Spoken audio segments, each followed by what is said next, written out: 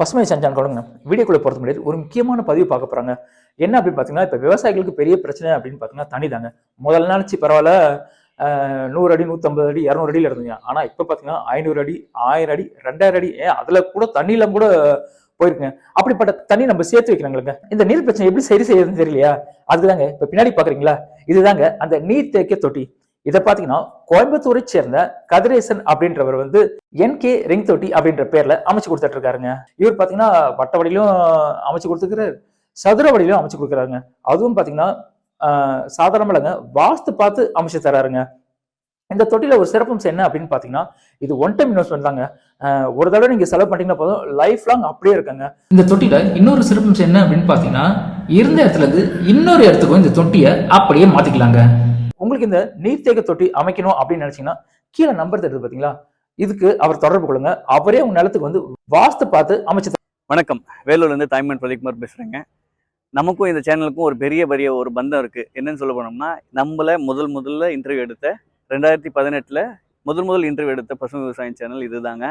எங்களை மீடியாவுக்கு அறிமுகப்படுத்தினதுக்கு ரொம்ப நன்றிங்க. அதுல இருந்து பெரிய வரவேற்பு இருக்கு. இயற்கை விவசாயத்தை சார்ந்தும் இந்த விதைகள் சார்ந்தும் நிறைய விழிப்புணர்வை கொண்டு போய் மக்கள்கிட்ட சேர்க்க முடியுதுன்றது இந்த சோசியல் மீடியா வந்து பெரிய சப்போர்ட்டாக இருக்குது. அதில் அண்ணன் வந்து நமக்கு ஃபஸ்ட்டு ஒரு வீடியோ எடுத்து சப்போர்ட் பண்ணவர். இன்றைக்கி நம்ம அதிலிருந்து வளர்ந்து இன்றைக்கி நம்ம நிறைய இயற்கை விவசாயத்தில் இருக்கக்கூடிய பொருட்களையும் விதைகளையும் கொடுத்துட்ருக்குறோம். நம்மக்கிட்ட என்னென்ன இருக்குதுன்னு பார்த்தோம்னா, ஒரு 500 ரகமான காய்கறி விதைகள் இருக்குது. நம்ம ஃபஸ்ட்டு நீங்கள் ஒரு 2018 கிட்ட பார்க்கும்போது எங்கிட்ட ஒரு 50லேருந்து 100 ரகம் மட்டும் தான் இருந்துச்சு. அதுக்கப்புறம் தொடர்ந்து தேடலில் பார்த்தோம்னா காய்கறி, கிழங்கு, அதுக்கப்புறம் சிறுதானியம், இந்த மாதிரி எல்லா வெரைட்டிகளையுமே சேர்த்து ஒரு 500 ரகமான காய்கறி கிழங்குகளை நம்ம தோட்டத்தில் பயிரிடுறோம் ஒரு வருஷமும். இதை உயிர்ப்போட வச்சுக்கிட்டு இருக்கோம். இந்த விதைகளை மறுபடியும் மக்கள்கிட்ட கொண்டு போய் சேர்க்குறோம். அது இல்லாமல் மக்கள்கிட்ட விதைகளை மட்டுமே கொடுத்துட்டு இருந்த நாம இன்னைக்கு அவங்க மறுபடியும் கேட்டுட்டே இருக்கிறாங்கிறதுனால அரிசி, தெனை, சாமை, தேன், நெய் இந்த மாதிரி இருக்கக்கூடிய இயற்கை விளைபொருட்களையும் மக்களுக்கு கொண்டு போய் சேர்த்துட்டு இருக்கிறோம். அதுலேயும் முக்கியமாக பார்த்தோம்னா, நம்ம அரிசினாவே சிகப்பு தான் அப்படின்ற மாதிரி, பாரம்பரிய அரிசினாவே சிகப்பு மட்டும்தான் அப்படின்றது கிடையாது. அதில் வெள்ளரிசியும் இருக்குது. ஏன்னா நம்ம வெள்ளரிசி சாப்பிட்டு பழகப்பட்டவங்களுக்கு என்னென்னா, அந்த சிகப்பு அரிசி அதிகமாக எடுக்க முடியாது. நம்ம வீட்டில் எடுத்தாலுமே கொஞ்சமாக எடுப்போம். அது சத்தானது தான், இருந்தாலுமே நம்ம டெய்லி ரெகுலர் யூஸாக பண்ண முடியாது. அப்படி ரெகுலர் யூஸ் பண்ணணும்னா இந்த ஆத்தூர் கிச்சிலி சம்பா, சிவன் சம்பா, அந்த மாதிரி அரிசிகளை நீங்கள் பயன்படுத்தலாம். இந்த மாதிரி அரிசிகள்லாம் நீங்கள் டெய்லியும் பயன்படுத்தும் போது உங்களுக்கு தேவையான சத்தும் கிடைச்சிரும், பாரம்பரியமான உணவோட ருசியும் கிடைச்சிரும், இந்த ஆரோக்கியம் நீண்டு நிலைச்சிருக்கும். அடுத்தது ரத்தசாலி அரிசி.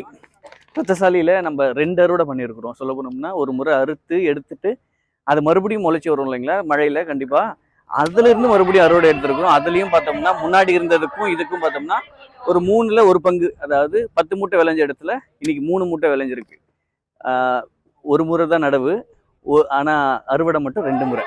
அந்த மாதிரி எடுத்த அரிசி தான் ரத்தசாலி. இந்த ரத்தசாலியை பார்த்தோம்னா ரத்த சோகை உள்ளவங்களும், அனிமியா பேஷண்ட்ஸும், இந்த ரத்தம் உடம்புல ஊறணும்னு நினைக்கிறவங்க எல்லாருமே இந்த ரத்தசாலி அரிசியை பெரும்பான்மையாக அதிகமாக எடுத்துக்கிறாங்க.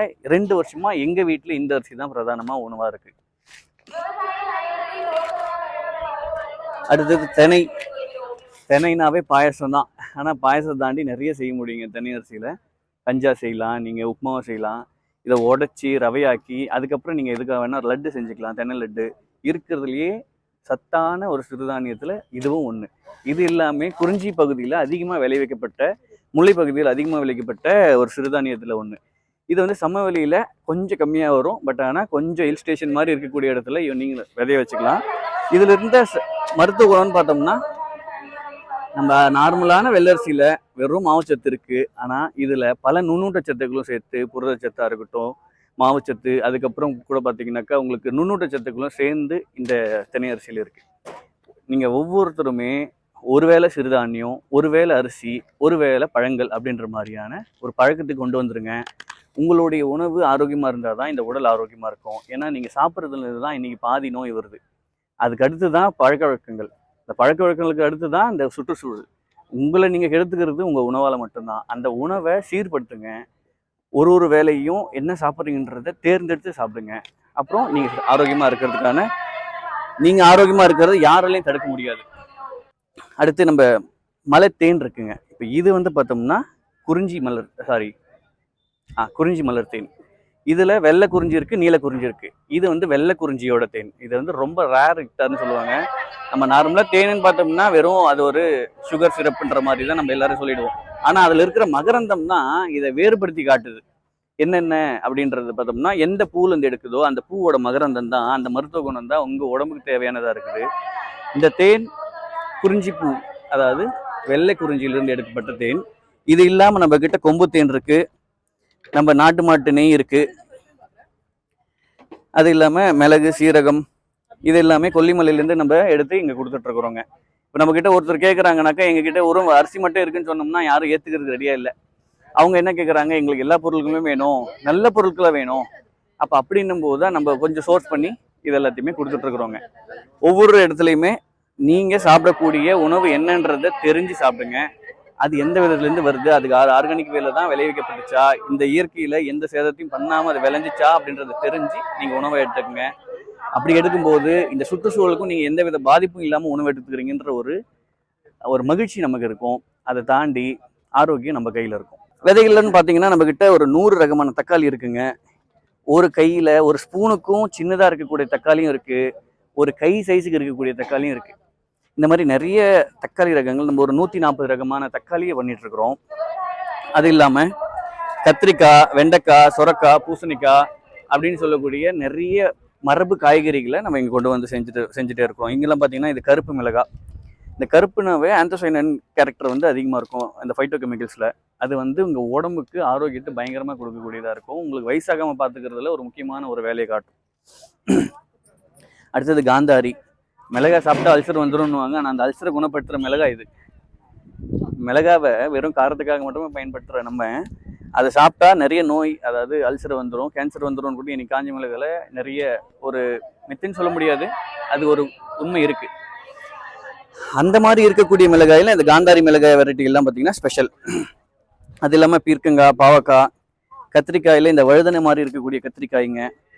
இப்போ இதெல்லாம் பார்த்தீங்கன்னா காரக்குழம்பு புளிக்குழம்புக்கு கம்மியாக இருக்கும் டேஸ்ட்டு, சாம்பாருக்கும் பொரியலுக்கும் ரொம்ப அருமையாக இருக்கக்கூடிய ரகம். நீங்கள் அந்த கத்திரிக்காய்னா அந்த காரம் இல்லையா, அந்த காரமே இதில் இருக்காது சுத்தமாக, அந்த கார்ப்பே இதில் இல்லாமல் போயிடும். அவ்வளோ நல்லா இருக்கக்கூடிய நிறைய வெரைட்டிஸ் இருக்குது. நீங்கள் இந்த விதைகளை தேர்ந்தெடுக்கணும். முக்கியமாக சொல்ல போனோம்னா இந்த எல்லா வெரைட்டியும் எல்லா நிலத்துக்கும் வந்துருமான்னு கேட்டோம்னா கிடையாது. ஏன்னா இது ஒவ்வொரு இடத்துக்கும் ஒவ்வொரு சூழலுக்கும் ஒரு தண்ணிக்கும் ஏற்ற மாதிரி இது விளைஞ்சது. அது எந்த சூழ்நிலைக்கு விளையுன்றதை நம்மளால இங்கிருந்து சொல்ல முடியாது. ஒரு ராமநாதபுரம் மாவட்டத்தில் ஒரு கத்திரிக்காய் விளையுதுன்னா இன்னொரு மொழியில் இன்னொரு கத்திரிக்காய் விளையுது. அப்படின்ற பட்சத்தில் ஒவ்வொரு 25 கிலோமீட்டர்லையுமே ஒரு கத்திரிக்காய் இருந்திருக்குது. மொத்தம் 600 ரகமான கத்திரிக்காய் தமிழ்நாட்டில் மட்டுமே இருந்திருக்குது. அப்படி பார்க்கும்போது நீங்கள் இந்த கத்திரிக்காய் விதைகளை வாங்கி நீங்கள் நிலத்தில் விதைச்சி பார்த்து, கொஞ்சமாக தான் உங்களுக்கு விதைகள் கொடுக்குறோம். அந்த கொஞ்சமாக கொடுக்குற விதைகளை நீங்கள் உங்கள் நிலத்தில் போட்டு பார்த்து அதை விதைகள் எடுத்து எந்த ரகம் நல்லா வருதோ, எது சுவையில் நல்லா இருக்குதோ, எது உங்கள் சமையலுக்கு ஏற்றதாக இருக்குதோ அந்த மாதிரி ரகங்களை இன்னும் அதிகமாக பண்ணி இந்த நாட்டு காய்கறிகளை பரவலாக்க செய்யுங்க.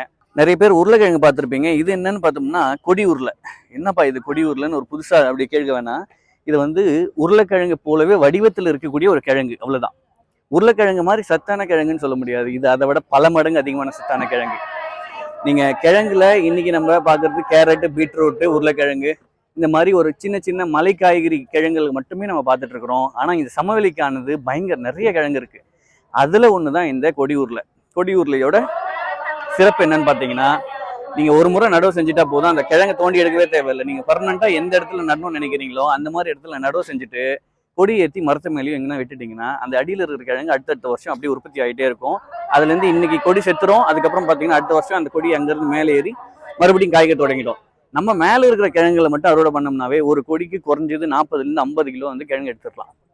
அவ்வளோ அருமையாக விளையக்கூடியது. இன்னொன்று, இதை சமைச்சு சாப்பிட்றதுக்கும் பார்த்தீங்கன்னா அந்த உருளைக்கிழங்கு மாதிரி சப்புன்னு இருக்காது, நல்ல ஒரு சுவை இருக்கக்கூடியது.